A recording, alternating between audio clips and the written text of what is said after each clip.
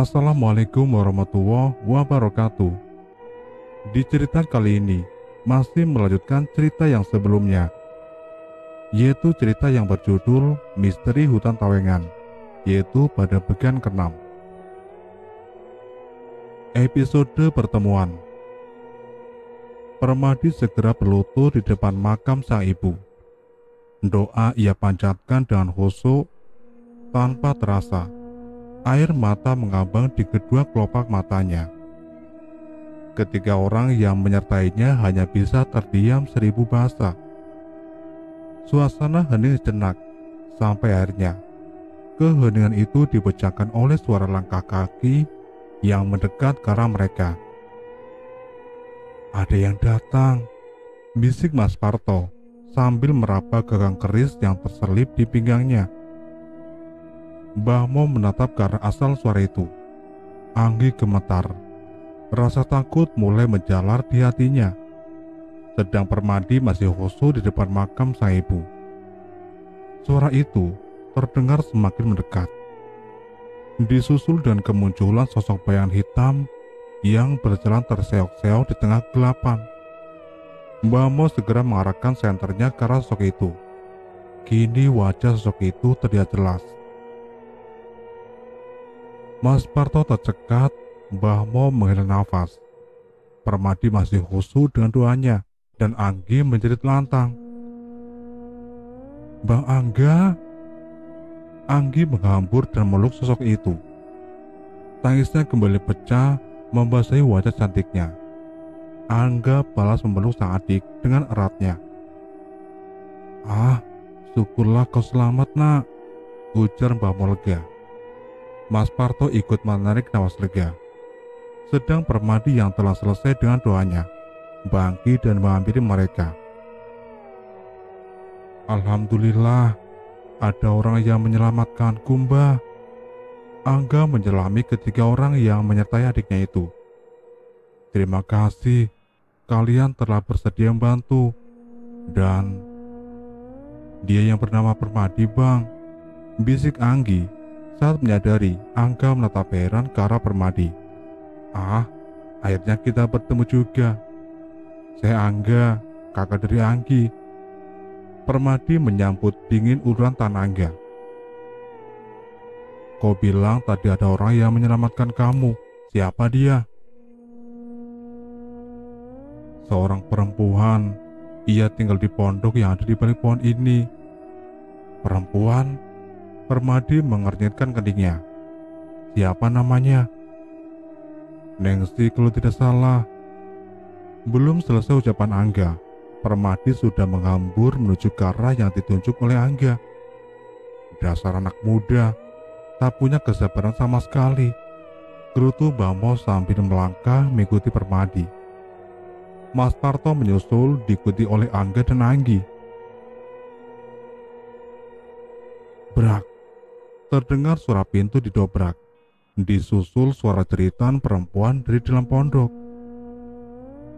"Makhluk laknat, biadab, pergi kau, jangan ganggu aku." Suara teriakan perempuan disusul dengan suara gedebak-gedebuk, seperti barang-barang yang dilempar ke segala arah. "Nengsi, ini aku, Kang Madi suamimu," teriakan Permadi terdengar di sela-sela suara ribut itu. "Kang Madi, Nengsi, istriku." Mereka berempat yang menunggu di luar pondok hanya bisa geleng-geleng kepala, tanpa bisa membayangkan apa yang terjadi di dalam pondok. Mereka suami istri. Anggi berbisik kepada Angga yang nampak kebingungan. Pemuda itu hanya bisa melongo. Episode pertarungan. Suasana hutan mendadak menjadi sunyi. Suara nyanyian binatang malam yang sejak tadi terdengar riuh bersautan, kini lenyap tak terdengar lagi. Hening, sepi dan mencekam. Angin bertiup semilir, makin lama makin kencang.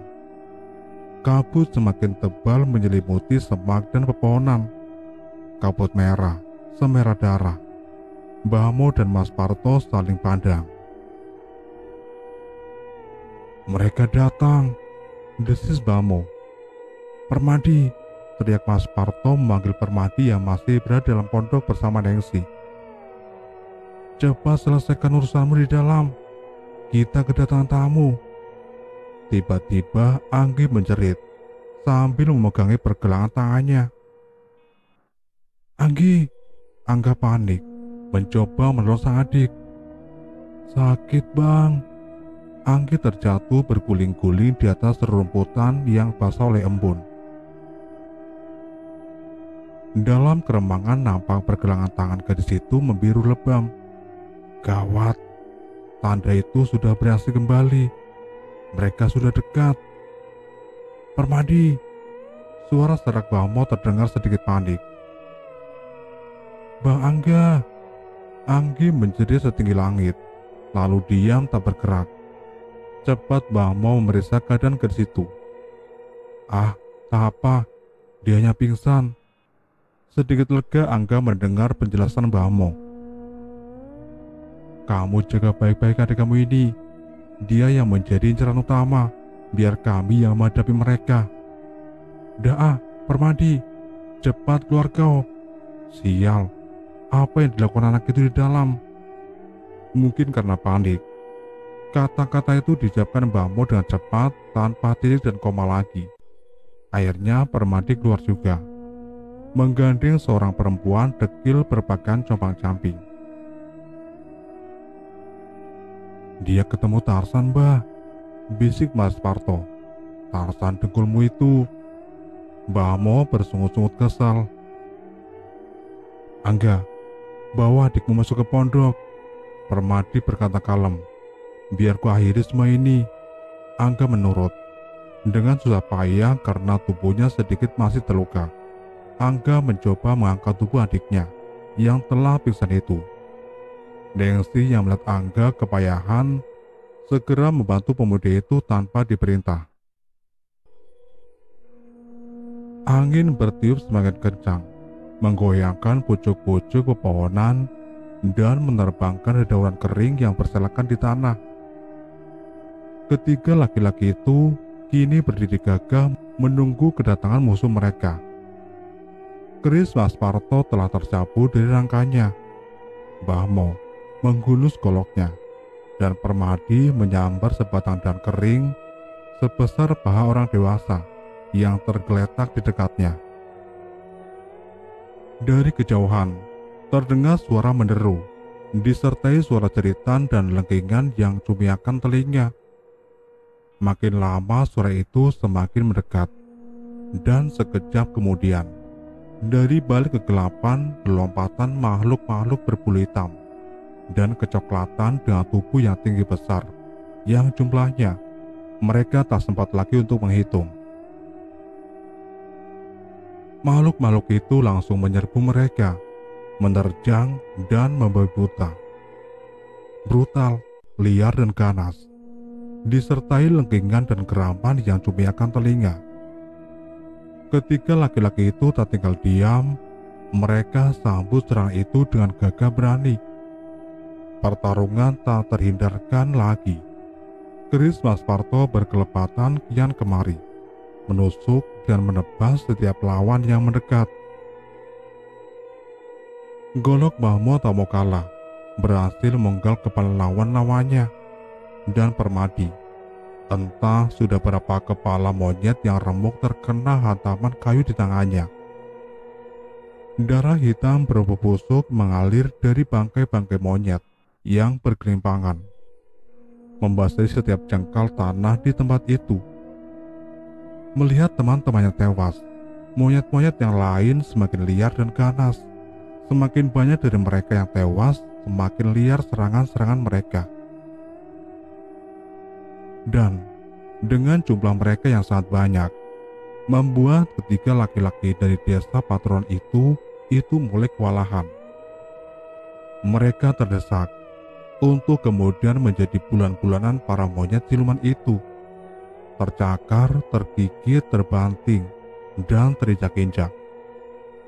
Bamo terkapar, Mas Parto tercengkang, dan Permadi kewalahan dikeroyok oleh puluhan monyet yang merubutinya.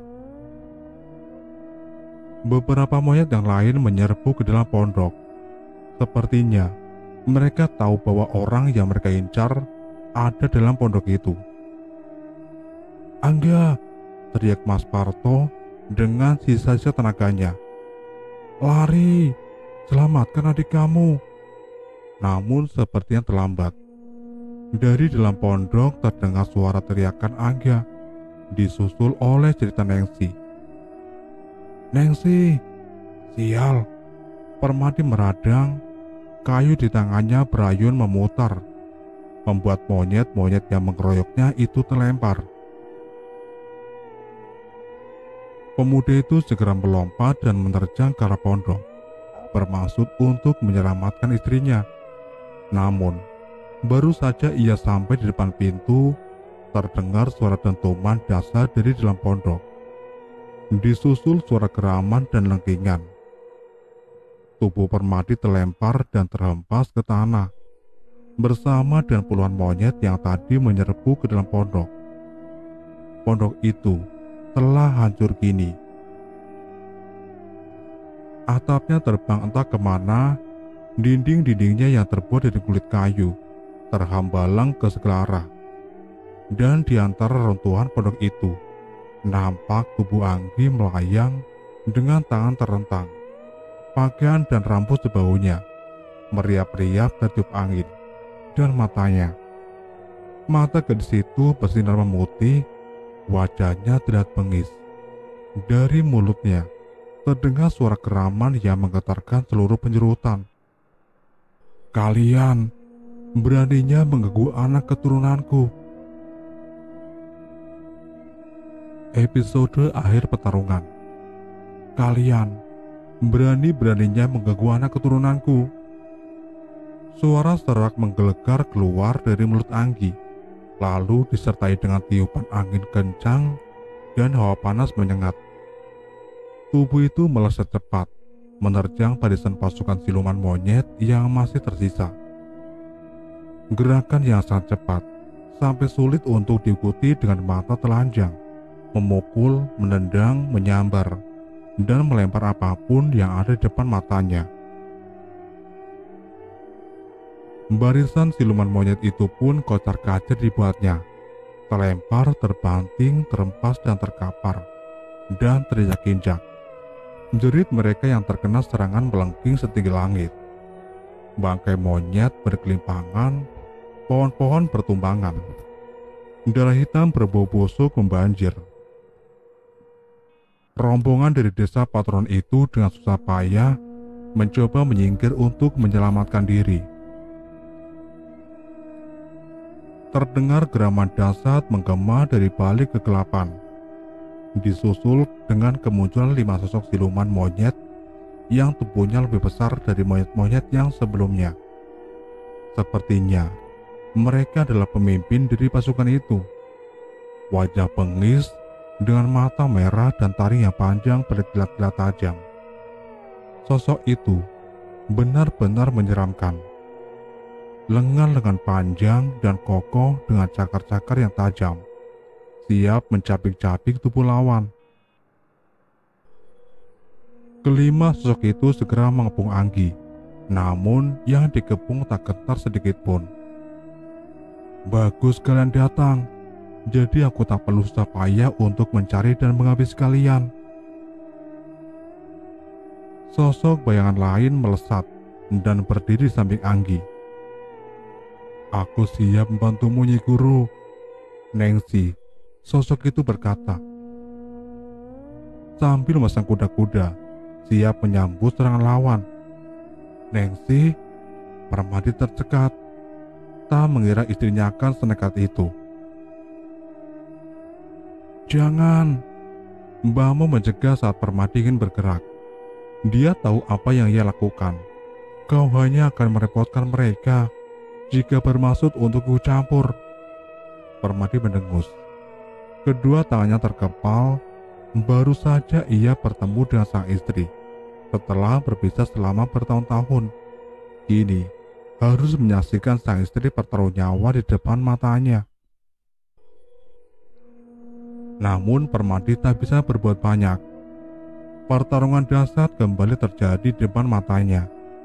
Dan benar kata Mbahmu, hanya akan merepotkan jika ikut campur. Nengsi yang bertubuh mungil dan terlihat lemah, ternyata memiliki kemampuan yang luar biasa. Pukulan dan tendangan dari kaki dan tangan mungilnya sanggup membuat siluman yang badannya 2 kali lebih besar itu jungkir balik dan berkelimpangan. Sedangkan Anggi tak perlu dipertanyakan lagi, karena saat ini hanya raganya lah yang berwujud Anggi, sedang jiwa yang merasukinya adalah jiwa Nyasi. 5 lawan 2 bukanlah pertarungan yang seimbang, dan justru yang 2 itulah yang berada di atas angin. 3 dari yang 5 itu telah jatuh terkapar dan tak mampu untuk bangkit lagi, sedang yang 2 lagi masih tak mau menyerah, meski sadar kecil kemungkinan untuk menyerang. "Kita selesaikan sekarang, muridku," kata Anggi atau Nyasi, menoleh ke arah Nengsi. "Baik, Nyi Guru," jawab Nengsi sambil kembali memasang kuda-kuda. Disertai geraman dahsyat, kedua makhluk menyeramkan itu menerjang maju. Satu menyerang Nengsi, yang disambut oleh Nengsi dengan sebuah pukulan yang tepat mendarat di kepala makhluk itu. Terdengar suara berderak keras, disusul dengan robohnya sosok itu dengan kepala yang hancur tak berbentuk lagi. Sedang yang satu lagi menyerang Anggi. Gadis itu berkelit menghindar, sambil tangannya menyambar kepala si makhluk, lalu memuntirnya dengan keras. Tanpa sempat meraung atau melengking lagi, makhluk itu roboh dengan kepala yang terpisah dengan tubuhnya. Berakhir sudah pertarungan malam itu. Permadi segera menghambur memeluk sang istri yang disambut dan erat oleh Nengsi. Sedangkan Angga masih tercekat melihat tubuh sang adik masih melayang dan bergerak pelan menghampiri Mbah Mo. "Nyi," Mbah Mo berseru lirih, "terima kasih telah membantu kami malam ini." "Anakku," suara itu masih terdengar serak dan berat. "Permadi." Mbah Mo menoleh ke arah Permadi. Sosok Anggi segera melayang mendekati Permadi dan memeluknya. "Ibu," Permadi membalas pelukan itu, membuat Angga tercengang. Seumur-umur ia belum pernah melihat Anggi memeluk laki-laki. Tapi, sudahlah. Semua kejadian ini benar-benar di luar nalar Angga. "Anakku," isak tangis terdengar pelan. "Kau sudah besar, Nak." "Ibu," tanpa malu-malu lagi, Permadi juga menumpahkan air matanya. Sementara itu, di waktu yang sama, namun tempat yang berbeda, Pabayan tersentak dari lamunannya. Terdengar erangan lirih dari mulut Mbak Atmo yang terbaring di atas dipan. Pabayan beringsut mundur saat menyadari ada perubahan dari tubuh Mbak Atmo. Tubuh yang awalnya hanya tinggal tulang berbalut kulit itu kini nampak membesar, kekar dengan otot-otot yang bertonjolan di lengannya. Bulu-bulu halus mulai tumbuh di sekujur tubuhnya, dan semakin lama makin manjang, jadi menyerupai rambut kasar berwarna hitam kemerahan. Seiring dengan itu, perubahan lain juga terjadi. Dahi laki-laki itu berubah jadi sedikit menonjol. Matanya membulat dan semakin cekung, hidungnya mengecil, dan dagunya sedikit memanjang. Rambut-rambut halus juga tumbuh di wajah itu. Perubahan terus terjadi. Lengan laki-laki tua itu memanjang, kakinya yang memendek, dengan jari kaki yang justru memanjang. Kuku-kuku jari kaki dan tangannya berubah menjadi cakar yang panjang dan tajam. Mbah Atmo sudah berubah menjadi sosok menyeramkan itu, menggeram dan bangkit dari tidurnya. Dipan tempatnya tadi berbaring bergerak hancur berkeping-keping, tak sanggup menahan berat tubuhnya. Makhluk itu mengaum sambil menengadahkan wajahnya. Pabayan tanggap, inilah waktunya.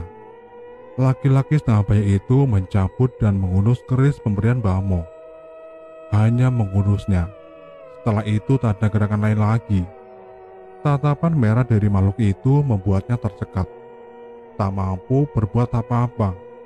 Bahkan, untuk mengedipkan matanya pun, Pabayan sudah tersanggup. Makhluk itu menggeram marah saat menatap keris yang ada di tangan Pabayan. Tangan makhluk itu melayang, menyambar tubuh Pabayan, membuat laki-laki itu terhempas ke sudut ruangan. Pabayan melenguh saat mencoba untuk bangkit, lalu tubuhnya kembali roboh. Darah kental mengalir dari sudut bibir dan kedua lubang hidungnya. Kembali makhluk itu menggeram, sambil menengadahkan wajah dan menepuk dada dengan kedua tangan kekarnya. Bruak! Pintu kamar terdobrak. Seseorang menerobos masuk, bergulingan di lantai, menyambar keris di tangan Pabayan dan jerep. Keris itu menancap tepat di jantung makhluk itu. Makhluk hitam besar itu melolong tinggi, merasakan sakit yang teramat sangat. Perempuan berbaju gumal itu semakin dalam menancapkan kerisnya. Makhluk itu semakin melolong. Lengannya berserabutan kian kemari, menyambar tubuh perempuan yang menusuknya, lalu melemparnya ke sudut ruangan. Jatuh menimpa tubuh Pabayan yang sudah pingsan duluan. Makhluk itu terhuyung ke depan, lalu ambruk dan tak bergerak lagi. Episode akhir dari sebuah kisah. Ibu, tanpa malu-malu lagi, Permadi menumpahkan air matanya. Terima kasih, Kang. Masih dengan meluk Permadi, Anggi berkata pelan. Suara terdengar sedikit lembut gini. Kau telah menepati janjimu untuk merawat dan membesarkan anakku. Ah, itu sudah menjadi kewajibanku, Nyi. Bamo menjawab pelan. Kau memberinya nama Permadi. Itu kebetulan saja. Bamo terlihat sedikit salah tingkah. Aku ingat dulu, saat kita sering nonton wayang berdua kan. Kau sangat menyukai tokoh Permadi. Jadi aku berpikir untuk menamainya Permadi. Anggi melepaskan pelukannya pada Permadi, lalu melayang mendekati Bamo. Senyumnya mengembang meski air mata masih membasahi pipinya. Sekali lagi terima kasih, Kang. Ingin sekali aku memelukmu saat ini. Tapi kita sudah sama-sama tua. Tak pantas rasanya. Dan sudahlah, Nyi. Lupakan masa lalu. Bamo memotong ucapan Anggi. Sekarang semua sudah berakhir. Kembalilah ke alammu dengan tenang. Semua dendammu telah terbayar kini. Tidak, Kang. Masih ada satu hal yang ingin aku selesaikan. Sumber dari semua masalah ini. Serahkan semuanya padaku. Jangan kau kotori tanganmu dengan dendam. Akan kuselesaikan semua malam ini juga. Benarkah? Anggi kembali tersenyum. Bamo mengangguk. Baiklah kalau begitu. Aku sudah tenang kini. Saatnya aku pergi. Kutitipkan anakku padamu, Kang. Bamo kembali mengangguk. Suasana menjadi hening. Sinar rembulan menerobos lebatnya dedaunan, menyinari tubuh Anggi yang terdiam mematung. Selamat tinggal, Kang. Selamat tinggal anakku. Selamat tinggal muridku, menantuku. Aku akan selalu merindukan kalian. Anggi tertunduk. Matanya terpejam. Lalu tubuhnya limbung dan ambruk ke tanah. Anggi, Ibu, Nyi Guru, Nyi, hampir serempak. Angga, Permadi, Nengsi, dan Mbah Mo berseru sambil memburu ke tempat Anggi jatuh. Angga merengkuh tubuh sang adik dalam pelukannya. Bang Angga, gadis itu pelan-pelan membuka matanya, lalu melihat sekeliling dengan heran. Apa yang terjadi, Bang? Tak, Anggi, semua telah berakhir. Kita selamat sekarang. Angga membantu adiknya itu untuk berdiri. Iya, semua sudah selesai. Mbah Mo nimpali. Sudah saatnya kita untuk pulang. Mudah-mudahan kita tidak tersesat lagi. Mas Parto yang sejak tadi diam ikut bicara. Bocah gendeng, apa maksud kamu bicara begitu? Tak ada lagi yang menyesatkan kita. Monyet-monyet itu telah musnah kan? Semprot Mbah Mo, membuat Mas Parto cengengesan sambil garuk-garuk kepalanya. Akhirnya rombongan dari desa Paturunan itu meninggalkan hutan. Angga membawa Anggi, Permadi menggandeng tangan Nengsi, Mbah Mo menepis tangan Mas Parto yang berusaha menuntunnya. Aku masih bisa berjalan sendiri, sungut laki-laki tua itu. Mudah-mudahan Bayan berhasil melaksanakan tugas yang kuberikan dengan baik, kata Mbah Mo saat mereka mulai mendekati rumah Pak Bayan. Kalau tidak, sia-sia sudah kita bertaruh nyawa di hutan tadi. Memangnya tugas apa yang sampai berikan pada Pak Bayan, Mbah? Tanya Mas Parto. Menghabisi Kang Atmo, jawab Mbah Mo singkat. Sampan menyuruh Pak Bayan untuk membunuh bapaknya sendiri. Jangan cerewet, coba kamu lihat ke dalam kamar Kang Atmo, bisik Mbah Mo. Mereka telah masuki rumah Pak Bayan. Kenapa harus aku sih, Mbah? Protes Mas Parto. Siapa lagi kalau bukan kamu? Sambil bersungut-sungut, Mas Parto mengintip melalui celah pintu. Gelap, Mbah, kata Mas Parto setengah berbisik. Masuk dan nyalakan lampunya, bodoh. Laki-laki Mas Parto bersungut-sungut, lalu masuk dan menyalakan lampu. Matanya terbelalak seketika menyaksikan pemandangan dalam kamar itu. Di tengah-tengah ruangan, nampak tubuh Mbah Atmo tergeletak bersimbah darah, dengan sebuah keris yang menancap di dadanya. Sedang di sudut ruangan, tubuh Pak Bayan dan Mbak Darmi saling bertindih. Sudah kuduga, Mbah Mo ikut masuk ke dalam kamar. Bayan pengecut, beruntung aku juga menyuruh Darmi untuk mengawasinya.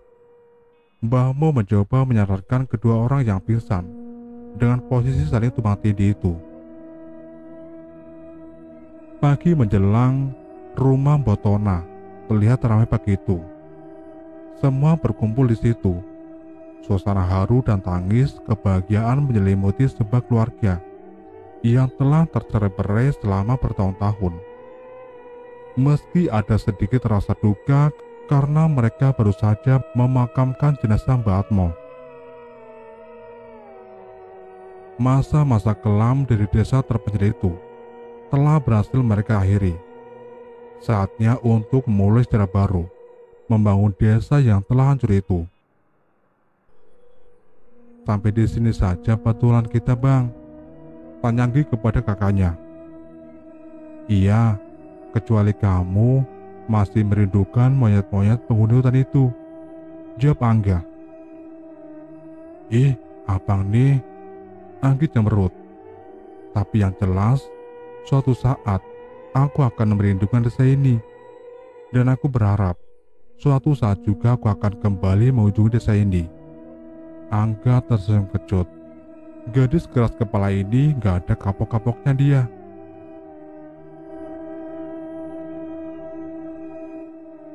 Itulah akhir dari cerita ini.